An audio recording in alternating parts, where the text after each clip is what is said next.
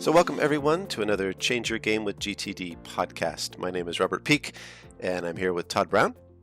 Hello everyone. Hi Todd, morning. So the purpose of this podcast is to help you get a little more done with a little less stress in your day-to-day life. If that sounds interesting, we've found a methodology, a comprehensive methodology that supports you in doing just that, in decreasing your stress levels and increasing your effectiveness or increasing your well-being while optimizing your efficiency, if you like. And this methodology, getting things done, is something that Todd and I have been teaching and practicing for a very, very long time, very much to our own benefit, and also supporting clients in implementing from all walks of life and all over the world. As we were getting started this morning and just chatting, a topic that had come up sort of between last podcast and now is just the question, an ongoing question of how long is this going to take? How long is it going to take to really learn and get this GTD thing? What am I in for in terms of a ride? And Todd, I think it was someone that was asking you about that, about why our programs last the duration they do in terms of coaching and seminars, and just what we've seen generally in terms of how long it takes to stick. How long did it take you? I'm curious. What was your process and your kind of trajectory and journey with all of this? I think it's a great question. I quite often use the metaphor. So to answer your question in a very straightforward way, I don't really view it as a journey which has an end, in a sense. I think of, as I've mentioned quite often in some of our other podcasts, one of the things I do when I'm not doing our work is I'm an amateur jazz musician, and I sometimes think about my own abilities as a jazz musician and my own abilities as a GTDer as being related, in the sense that, to ask me when am I done learning to play the bass, well, not really a hugely helpful question, right? An interesting question, by the way, is how good do I want to get, right? Do I just want to be able to play, kind of play basic bass lines, that which many people would listen to and think that's a good solid bass line? Or do I want to be able to improvise, and do I want to be able to solo, and ultimately the answer to that question drives the amount of activity and the amount of energy that I put into the activity, right? So um, and I think of GTD in very much the same way. There is a um, y- y- how good do you want to get, I think, is a great question, right? There is no particular finish line. I mean, I think one of the things about GTD is that it's as you and I are aware, and as some of the folks who are out there listening to us who've implemented the methodology are probably aware. It's the kind of thing that is a very comprehensive look, provides you with a very comprehensive look and some tools for optimizing your ways of working.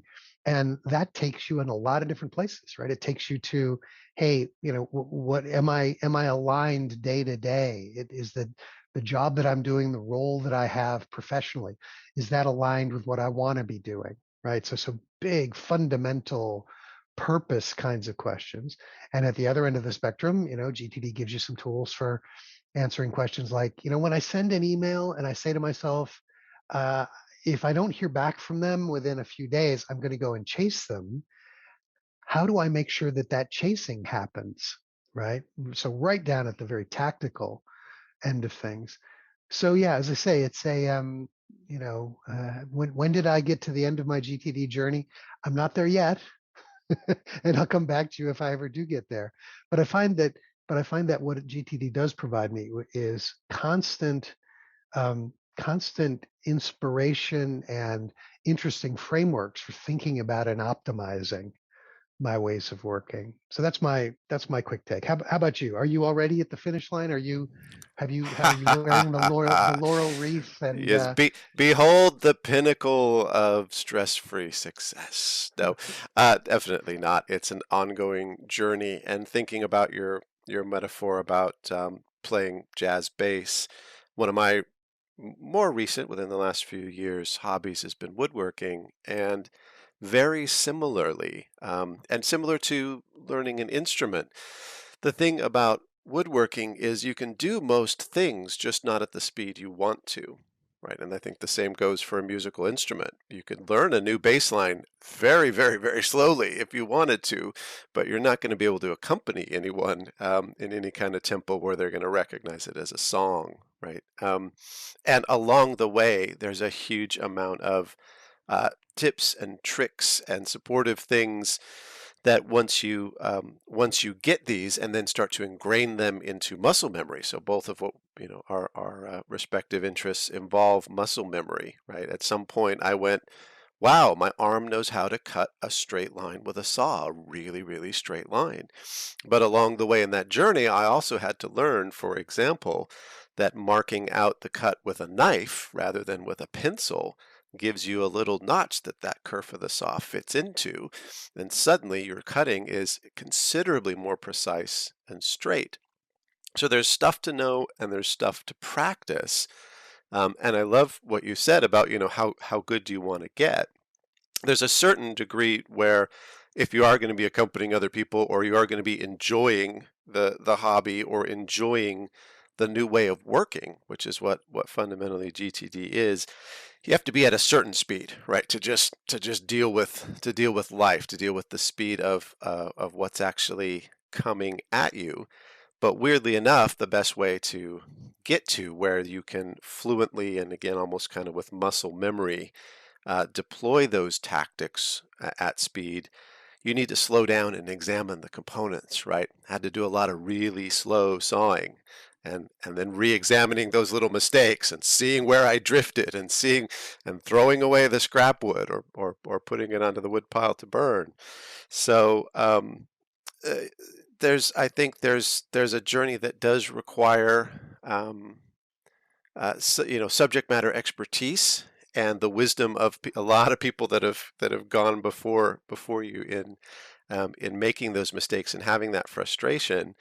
That's what we do when we teach the courses and the coaching. I think one of the things that's deceptive to people is that the principles are really built on good advanced common sense, right? But so is advanced economics, is built on common sense, supply and demand. So is some really advanced mathematics is built on stuff like addition and subtraction. So we're already working, right? Unlike taking a new hobby, we're already working, and we already kind of works for us to an extent. So I think that combined with the fact that the principles are real fundamental and easy to understand in the abstract, I think lures people potentially into a false sense that I can just pick this up quickly. And conceptually, you could pick it up in a couple of minutes to describe the 5-phase workflow model. But then to really ingrain this and make this something that works at speed is a journey. And getting all of those best practices and digesting all of those and utilizing all of those takes some time as well. So I'm curious what you've seen in terms of other people's journey of at what point, yes, it's an ongoing thing. I'm still improving my GTD system, but at what point does it become fun and fluent, right? Like there's a point at which your bass playing became fun and fluent. There's a point at which my woodworking became fun and fluent. There's a point at which in learning a new language, you'd say, I can have a conversation. This is great, rather than it's so slow and you're consulting the translator every few seconds to try and eke out a sentence. At what point what's a typical path, or what are some of the paths and waypoints and timelines to get to let's say fluency with GTD? Yeah, I think this is such a rich vein to explore. So let me just say that I think a lot of the people who come to us early in the process, right? So whether they're getting coached or whether they're in on a seminar, early in the process, quite often there's a real impatience. There's a real sort of can't we do this more quickly, right? And I think what's behind that, well, some people are just kind of wired that way, and fair enough. Some people are generally more patient than others. But I think that for a lot of people, the mindset that sort of helps to foster that impatience is this mindset that okay, GTD, as they understand it, belongs to this family of things called, you know, personal productivity, time management, whatever that is, right? This whole area. And they might have been exposed to other things in this area in the past. And quite often, those other approaches will involve tips and tricks, right? So let's spend 20 minutes teaching you all of the Outlook keyboard shortcuts that we think are relevant, right? If you're using Outlook, or let's help you to explore this little app, which might, plug one hole in what you perceive to be your the problem that you have in your system. So a lot of people come, as I say, a lot of people come to the table with this kind of expectation that GTD, like those other things they've been exposed to, will probably be just a load of tips and tricks. And this is where I think it is fundamentally, GTD is fundamentally so powerful and so unusual, right? Because it is, it is a set of frameworks. The whole methodology is a set of frameworks which can help you to work with more control and more perspective, right? It's taken me 3 seconds to say that. But to your point, to get there, theoretically, as you said, pretty quick, right? The models, when you look at the models, they're not models that feel like it's going to take 6 months of advanced study to get them. The models are pretty straightforward, but actually implementing them, and actually, I think coming up with ways that you the other thing about the models is that they are quite flexible, right? We're not selling software. We're not in the business of saying you should use this tool under all circumstances. It's based on very solid principles, but the actual implementation of it is down to the individual. And so that flexibility, as I've said in some of our other podcasts, that flexibility, I think, is one of the reasons that GTD is so popular, right? Because it doesn't say, okay, first thing you have to understand is you're going to be put into a box. And whether or not you like being in this box, that's the box you're going to be in. That's not the way GTD is. GTD is about the frameworks which then allow you to figure out what are the tool sets, and how am I going to implement them.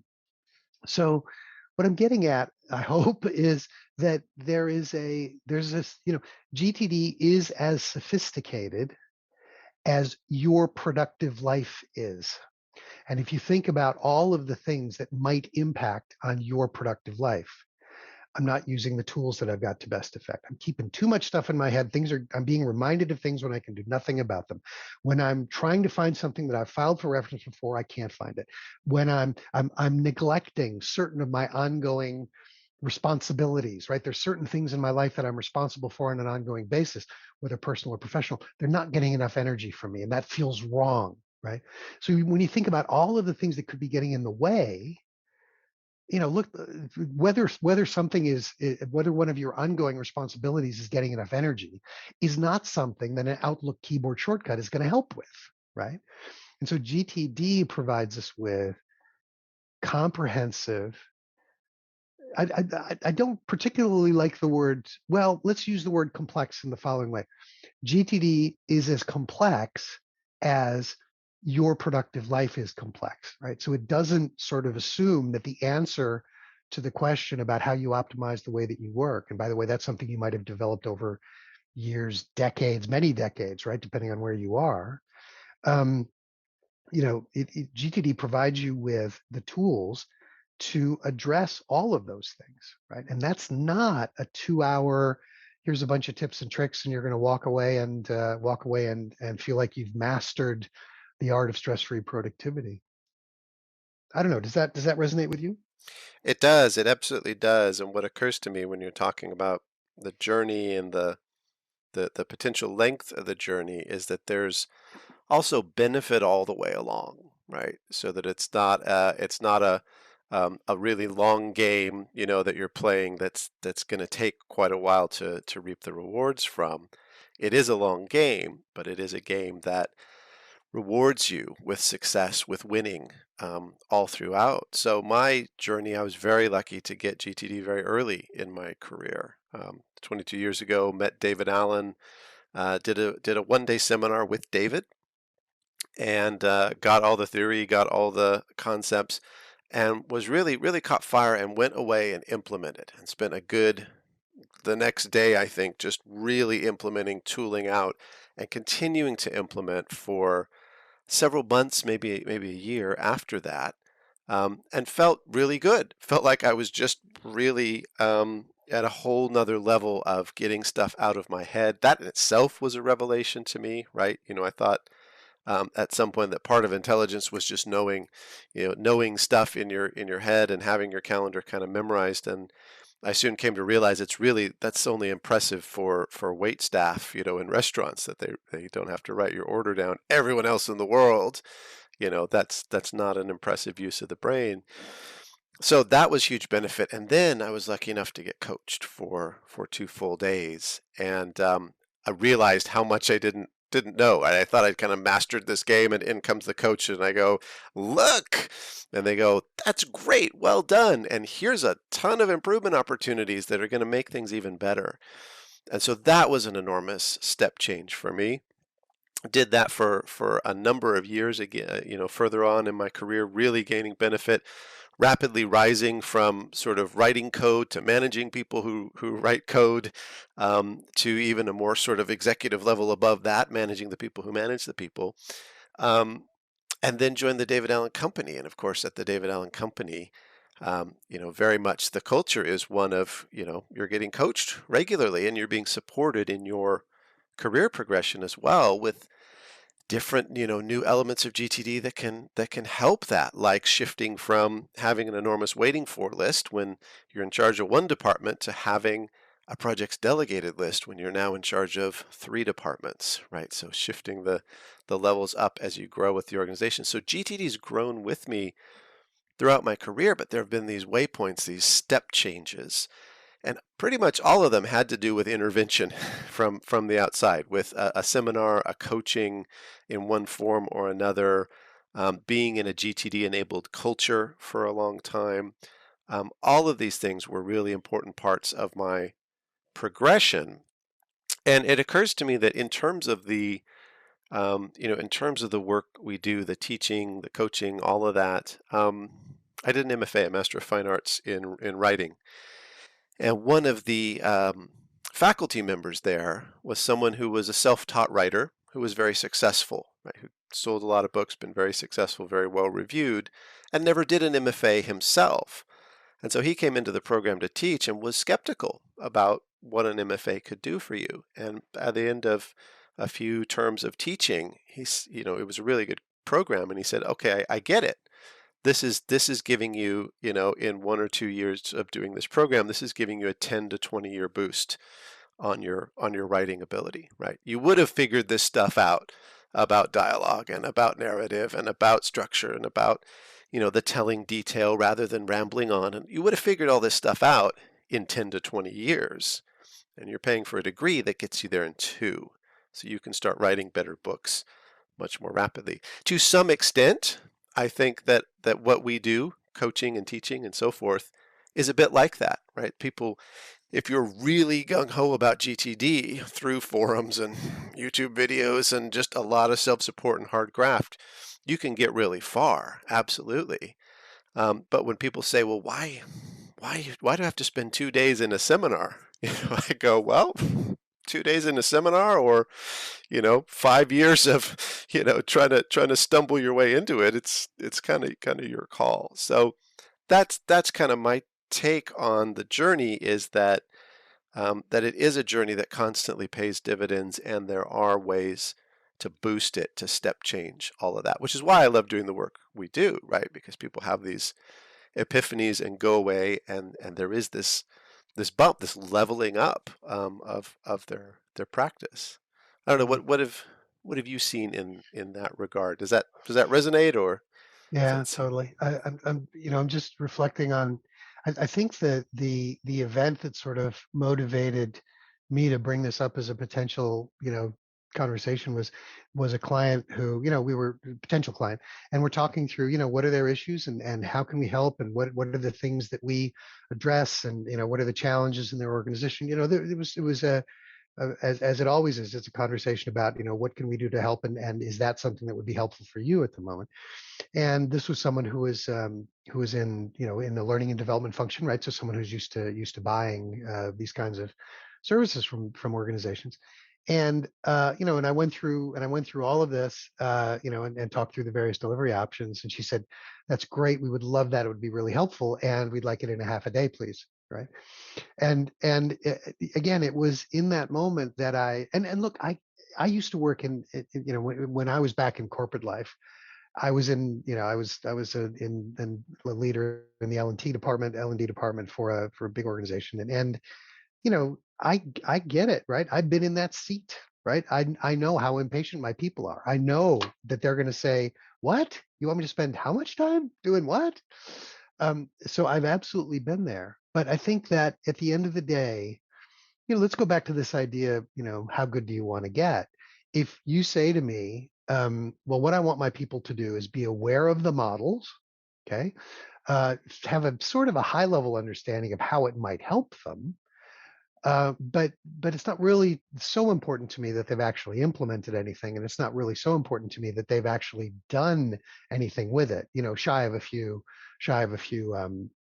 few exercises, then yeah, we've got a 90-minute overview, right? If those are the boxes that you want to tick.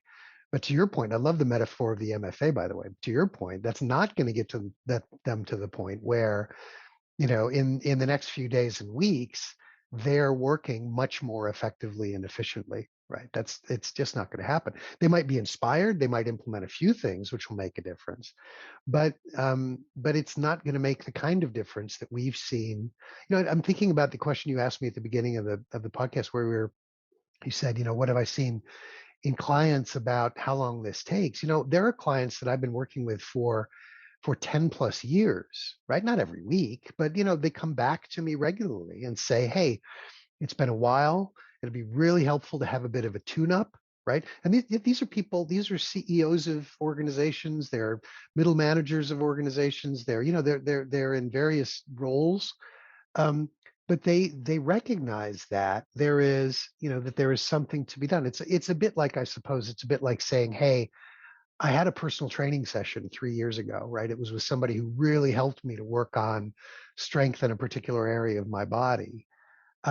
And now I want to go back because I'm feeling like that needs more attention, or something else, right? In sort of the way in my personal fitness needs attention. It is always, not always, it is sometimes an interesting conversation to have with people. And all I can say is I really encourage folks to think about all of the different elements that go into how we work day to day. It's the mindset. It's how we think about the work. It's what we gather, what we gather about the work that we need to do. It's what the tools are. It's how the tools are configured. It's how the tools work together. It's how do we make sure that we're hitting our deadlines, yes, but also creating space in our lives to move forward on the things which are strategic and long term, and that the boss will ask us about at the end of the year when we're doing the review of our annual goals, right? It's a complex thing, work. And not everybody right off the bat has an appreciation of how complex it is, right? And so if they're thinking, yes, this is a 2-hour thing and that's all we need, for me it's probably because either, look, they're just looking to tick a box that says we want to provide some people with a little bit of inspiration, a little bit of high level ideas. Cool, right? Absolutely okay with that. But if what they really want to do is fundamentally change the way people are working, that's a bigger ask. That's a deeper dive. That's more time. That's something that's not going to happen in a quick session. Absolutely right. And the amazing thing is that it is potentially transformative, right? That there is something that can actually change the way you live and work for the better permanently, right? I say to people at seminars, that's why I do this work. And no, I don't just say that about every newfangled thing that comes my way. There are very few life-changing events, but finding GTD was one of them. So we're about coming kind of to time here, but I think this was hopefully a useful conversation for those of you listening in. to get a sense and hopefully get some hope and inspiration. If you're on the journey and you're not, an Insta black belt, there's a reason. But again, some also encouragement that there are these waypoints and step changes coming your way, where you will just be getting more and more benefit throughout the journey.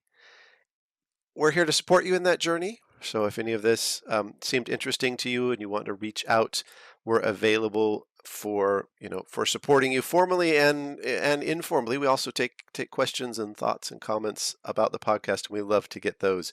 info@next-action.co.uk is a great way to reach us. If you just want to get more of this, we do unpack what the journey is and what those waypoints are and how you can get benefit from GTD. So this is, in a way, one of those interventions, and it's free. So feel free to hit subscribe. If you subscribe on the podcast, we do this about once a month. If you subscribe over on our YouTube channel, in addition to these podcasts, we also have other associates talking about various aspects and finer points of GTD about once a week. So you'll get those as well. For now, from me, from Todd, thanks for tuning in. We wish you increased success in your life and in your work and all that comes your way. May it be low stress and rich and beneficial to you. Until next time, thanks for tuning in. See you then.